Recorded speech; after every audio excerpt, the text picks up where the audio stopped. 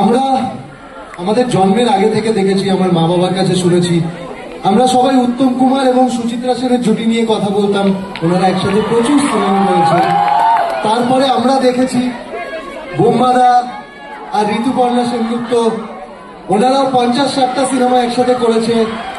তারপরে এত পপুলার একটা জুটি ওনাদের, তারপরে যদি কোনো জুটি থাকে আর সেটার জন্য এত উন্মাদনা তো আমরা দেখিনি কারোর জন্য। দেশুর জন্য তোমাদের কয়েকশো সিনেমা তো হয়ে গেছে একসাথে, মনে হয় না, আমরা 4টে ছবি। কি বলছো?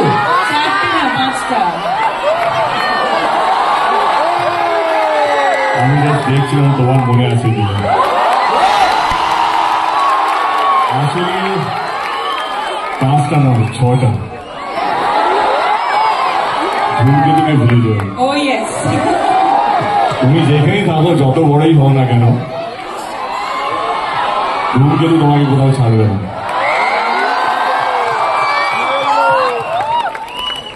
এবার প্লিজ তোমরা বসো। তোমার কোন প্রোফাইলটা, লেফট আর রাইট?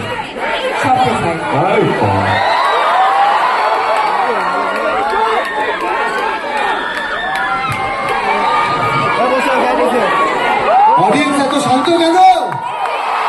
শান্ত থাকলে হবে না, আমার আওয়াজ যেন শোনা না যায়, ঠিক আছে? আমি অডিয়েন্সদের থেকে প্রচুর প্রশ্ন পেয়েছি, সেগুলো থেকে আমি নিজে কিছু প্রশ্ন বানিয়েছি। কারণ দেবদা, আমি তোমার কত বড় ফ্যান আমি বারবার বলেছি। Thank you Rohan, thank you so much. আমি একটু বলি যে রোহন আজকে সত্যি ব্যস্ত ছিল। আমরা ওকে পরশুদিন ফোন করি, আর একটা শো হওয়ার কথা ছিল, আজকে রিহার্সেল ছিল। আমার একটা ফোনেই বললো সব ক্যান্সেল দাদা, আমি আসছি, আমাকে শোতে নিক বা না নিক, বা আমি এই শোটা আমি করবো। তো রোহন আমার খুব অত্যন্ত প্রিয় একজন মানুষ, আমার ঘরেরই ছেলে, আমার like a family to me. Thank you Rohan, thank you so much আমাকে এরকম সুযোগ করে দেওয়ার জন্য। ধূমকেতুর সাথে আমি জুড়ে গেলাম আমার মনে হচ্ছে আজকে। ধূমকেতু ছবিটা এখন আমারও ছবি। তো সমস্ত দর্শকদের প্রতিনিধিত্ব করছি আমি এখানে, কারণ সবাই, ওরাও ফ্যান, আমিও ফ্যান, ওরা আর আমার মধ্যে কোনো তফাৎ নেই। তাই আমি কিছু প্রশ্ন নিয়ে এসেছি। রোহন, আমার অনেক প্রশ্ন হবে, কিন্তু তার আগে আমারও কিছু বলার আছে। আমি অনেকবারই তোমরা আমার ইন্টারভিউতে দেখেছো, আমি সবসময় বলতাম যে ধূমকেতু আমার ক্যারিয়ারের বেস্ট। আমি প্রচুর পরিশ্রম করেছি। আমি না, আমরা কৌশিক আজকে জন্মদিন, শুভ জন্মদিন কৌশিকদা। মানে আমি এতটাই কাজ নিয়ে, এই ইভেন্ট নিয়েছিলাম, কালকে রাত্রে 1টার সময় কৌশিকদাকে ফোন করেছি, 1:30 অব্দি আমরা কথা বলেছি। জাস্ট 3টের সময় মনে পড়লো কি আমি কৌশিকদাকে বার্থডে উইশই করিনি। আবার সকালবেলা ঘুম থেকে 6টার সময় আমাদের গ্রুপে মেসেজ করেছি, দেখি কৌশিকদা জেগে গেছে। আমি কৌশিকদাকে ফোন করে প্রথমে সরি বললাম কি আমার না কাজের মধ্যে এত কিছু চলছে, আমি উইশ করতে ভুলে গেছিস। তো কৌশিকদা, thank you so much. Thank you বলছি, happy birthday and thank you for casting me. See, আমরা আজকে একটা হিস্টোরিক্যাল মোমেন্টের সাক্ষী হলাম। আমার মনে হচ্ছিল যে কেন আমরা একটা সেলিব্রেশন করব না, একটা ফেস্টিভ করতে, একটা সিনেমাকে নিয়ে যে উত্তেজনা, তাদের স্টারকে নিয়ে যে তাদের উত্তেজনা, আমি সেটাকে রেসপেক্ট বা ট্রিবিউট জানাতে চাইছিলাম। তো আজকের ইভেন্টটা হচ্ছে আপনাদের জন্য, যারা এখানে পৌঁছতে পেরেছেন, যারা টিকিট পেয়েছেন তাদের জন্য, এবং যারা পাননি, যারা বাংলা ছবিকে আগলে রেখেছে, বাঁচিয়ে রেখেছে, লড়াই করেছে, তাদের জন্য।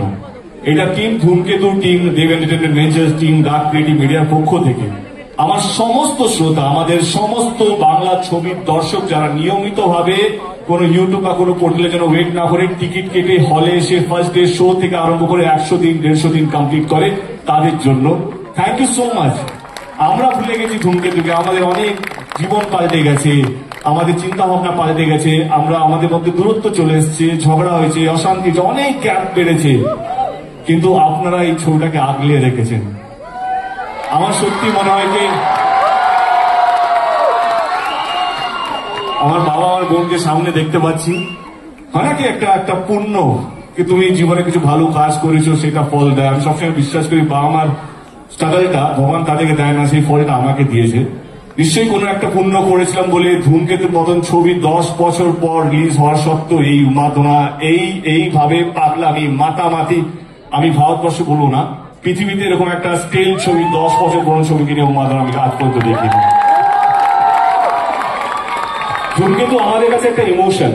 যদি আমি বুক ছেড়ে দেখাতে পারতাম কি কতটা ভালোবাসা আছে এই ছবিটার প্রতি, তোমরা ভাববে because of Subhashree, because of so many thing. না না না, এই ছবিটা এমন একটা পরিশ্রম, আমি শুনছিলাম কৌশিকদা বলছিল কে এই ছবিটা শুধু আমাদের কাছে একটা সিনেমা নয়, কে একটা দারুণ লোকেশন, দারুণ কাস্টিং, যেটা আজকে বিশাল বড় একটা হিট জুটি, রানা সরকার, তার দারুণ একজন আমার মনে হয় ক্রিয়েটিভ মানুষ। শুধু আমাদের কাছে একটা সিনেমা নয়, এমন একটা জিনিস হয়ে দাঁড়িয়েছে ধূমকেতু আমাদের কাছে, সেটা ইমোশন বা শব্দ দিয়ে আমরা বোঝাতে পারবো না। আর মনে হয় 14 তারিখে যখন আপনারা ছবিটা দেখবেন, আমি যে শব্দগুলো এখন বলছি অক্ষর অক্ষর আপনারা বুঝতে পারবেন ধূমকেতু কেন এতটা আমাদের কাছে প্রিয় একটা সাবজেক্ট। আমাদের রাগ, অভিমান আমরা সব ভুলে গিয়ে শুধু একটা ছবির জন্য আমরা এই মঞ্চতে এসেছি। বিশ্বাস করুন, আমরা হয়তো আরো ছবি করবো, লেডি সুপারস্টার থেকে লেডি মেগাস্টার হবে, আমি হয়তো অনেক কিছু হবো, কৌশিক আমি হয়তো আরো 40-50টা জাতীয় পুরস্কার পেয়ে যাবে, রানা সরকার হয়তো আরো অনেকগুলো ছবি করবে। কথা দিয়ে রাখছি, ধূমকেতু আমাদের জীবনে কারো জীবনে ফেরত আসবে না। এবং আমি অ্যাজ এ প্রডিউসার ধূমকেতু কিছু দিতে চাইছিলাম, হয় না একটা 10 বছরের যন্ত্রণা, 10 বছরের একটা আবেগ। I also want to give something to ধূমকেতু। আজকের ইভিনিংটা আমার এই ছবিকে দেওয়া, এবং এই শ্রোতা যারা তোমরা বা যারা দর্শক যারা হয়তো আমাকে এখন লাইভ দেখছে বা রেকর্ডেড ভিডিও দেখবে, ডিলেট ভিডিও দেখবে, এটা আপনাদেরকে ট্রিবিউট জানানো। Thank you so much. আজকের দিনটা এরকম ভাবে আমাদের সঙ্গে মানে কি বলবো সেলিব্রেট করার জন্য থ্যাংক ইউ সো মাচ।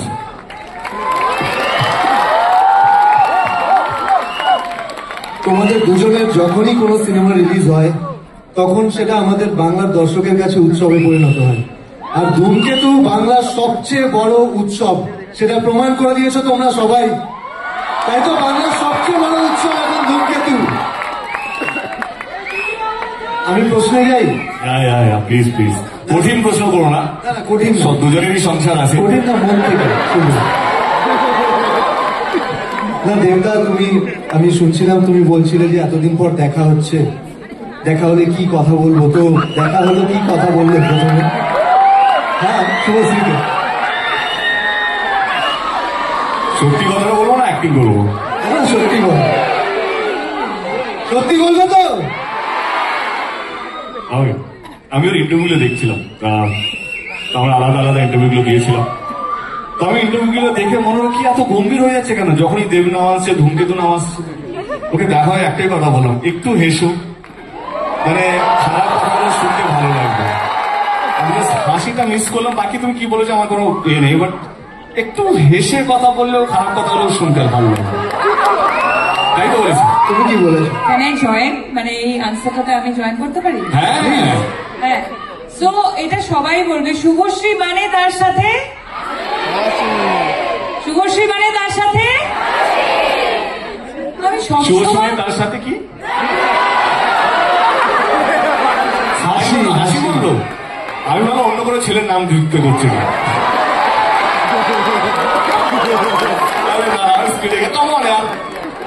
হ্যাঁ, আরে 10 বছর এখন দেখ পাল্টায়নি।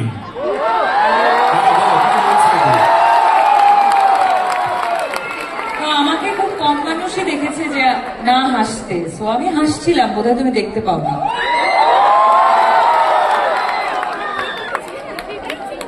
তুমি এতটা সিরিয়াস হয়ে খেলবে না। আর আমি কি জিজ্ঞেস করলাম? হ্যাঁ, মানে আমার যে প্রশ্নগুলো সেটা তোমাদের দুজনের জন্যই কিন্তু। হ্যাঁ, ওকে। সো আমি জিজ্ঞেস করলাম আমার সাথে ফ্রেন্ডশিপ করবে? হ্যাঁ, আমি এটাই জিজ্ঞেস করলাম, আমার সাথে ফ্রেন্ডশিপ করবে?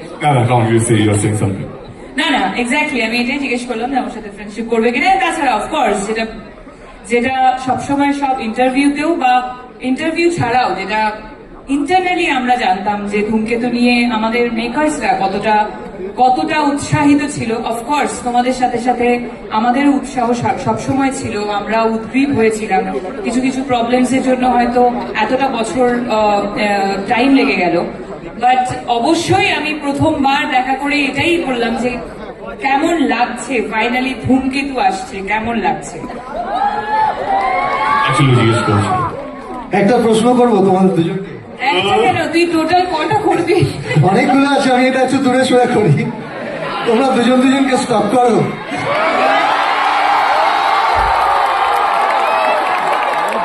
ভাই প্রশ্ন শুধু শুনবি এনেছি আমি।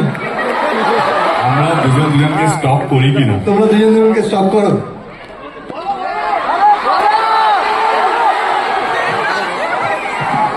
নিশ্চয়ই করতাম যদি সময় থাকতো জীবনে। কিন্তু সময় এতটাই ব্যস্ত হয়েছে জীবনে যে যদি 1 মিনিটে যদি কতবার নিঃশ্বাস নেওয়া যায় না, বা ডাক্তার যদি কেউ correct me if I am রং, যদি নিঃশ্বাস নেওয়ার একটু বেশি সময় পেতাম তাহলে একটু ভাবতাম, কিন্তু এত বেশি কাজ, এত বেশি তো বাট আমার মনে হয় স্টপ কাকে করে, লেটস বি ভেরি প্র্যাকটিক্যাল। হ্যাঁ, স্টপ কাকে করে যার বিষয়ে তুমি জানো না, যে তোমার ফিরে আসে না। ও এত বড় স্টার হয়ে গেছে, না চাইলেও আমার ফিরে থাকে। ও আমি না চাইলেও ওর একটা হোর্ডিং দেখতে পাই। তো আমাদেরকে আমাদের স্টপ করতে হয় না, কারণ আমরা যেভাবে নিজেদের কে ধরে রেখেছি, সেই জন্য আলাদা করে নিজেদের বিষয় জানতে হয় না। এবং আমাদের বন্ধু বান্ধব এমন কিছু আছে গসিপ দেওয়ার জন্য পড়ে থাকে, ও এইটা করছে, ও এইটা করছে, আমি শিওর। তো আই থিঙ্ক দ্যাট আপডেটেড। আর আমি বলবো যে আমাদের ইন্ডাস্ট্রিটা খুব ছোট একটা ইন্ডাস্ট্রি, আমরা পরিবারের মতো কাজ করি। এবং স্টক কথাটা একটা নেগেটিভ কথা, তো অনেক জায়গায় ওর সাথে আমার দেখা হয়েছে, বহু জায়গায়। ও বলেছে যে দেখা হয় না, 10 বছর পর দেখা হয়েছে, বাট বহু জায়গায় আমরা মিট করেছি অ্যাকচুয়ালি। অনেক প্রিমিয়ার্সে মিট করেছি, অনেক কিফে আমরা প্রত্যেক বছর মিট করতাম। ওইদিকে ও বলে আমি ওই বলে, হ্যাঁ, তো সেখানে তো দেখা হয়েছে, তাহলে আর স্টপ করার তো প্রয়োজন পড়ে না। এবং তার সাথে সাথে যেটাও বললো যে এত ভালো ভালো কাজও করছে, সেই কাজের রিপোর্ট অলমোস্ট যখনই ছবি রিলিজ করে ওর, তখন দেখতে পাই কত সুন্দর করে ছবি প্রমোট করছে। তো সেইগুলোর জন্য আর স্টপ করতে হয় না, আমরা সবাই সবারই খবর রাখি। আমরা সবসময় দেখতে পাই যখন স্কুলে কোনো কোয়েশ্চেন আসে যে দেব দেবীর ব্যাপারে লিখতে বলে কাউকে, বাচ্চারা অনেক সময় ভুল করে দেব আর শুভশ্রী লিখে দেয়, দেবের পর একটাই নাম চলে আসে। এটা এখন নয়, এটা কিন্তু খুব ছোটবেলা থেকে, হ্যাঁ সবসময়, মানে আমাদেরও ছোটবেলা থেকে। আমি তো দেখেছি এটা পরাঞ্জয়ের সময় থেকে হয়ে আসছে। হ্যাঁ একদমই তাই, তখন থেকে এখনো হয়, এখনো দেবের পর শুভশ্রী লিখে দেয়। তো তুমি যখন শুভশ্রীর নাম শোনো তখন তোমার কি মনে হয়?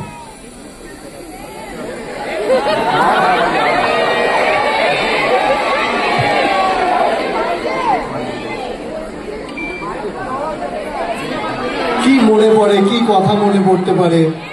আর তোমার কাছেও সেম কোয়েশ্চেন হবে না, কি উত্তর হতে পারে কি জানো?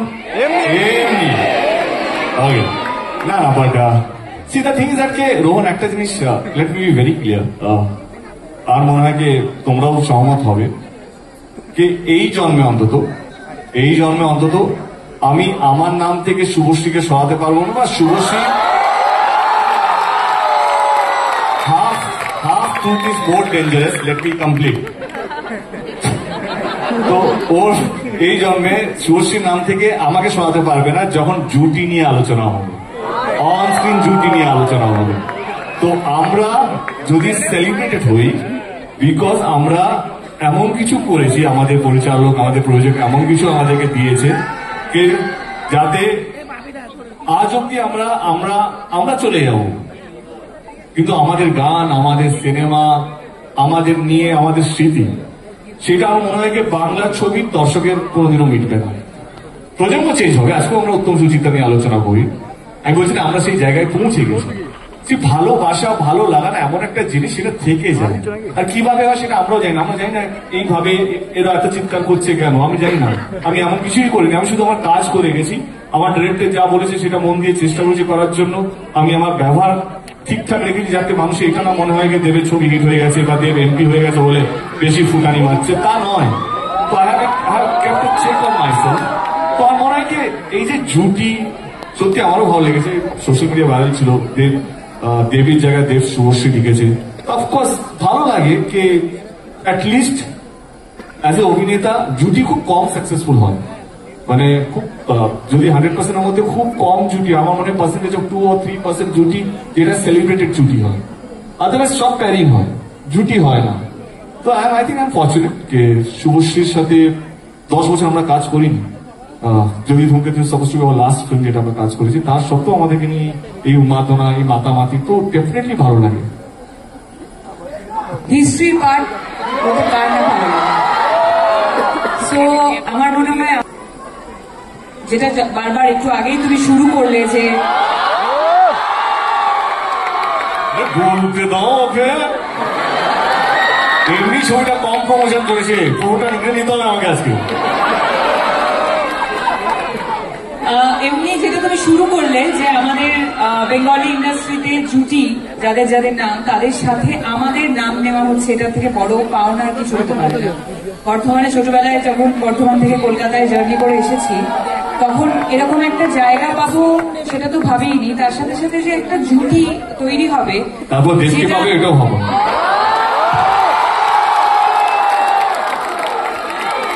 আমরা এরকম ভাবে যাচ্ছিল আর কি, যেটা এতটা সেলিব্রেটেড জুটি এবং এত বছর পর মানুষের এত উন্মাদনা এই জুটিটাকে নিয়ে, যেটা আমি বারবার বললাম যে আমরা দুজন এই এফর্টটা দিয়েই নিয়েছি এই জুটিটাকে বাঁচিয়ে রাখার জন্য।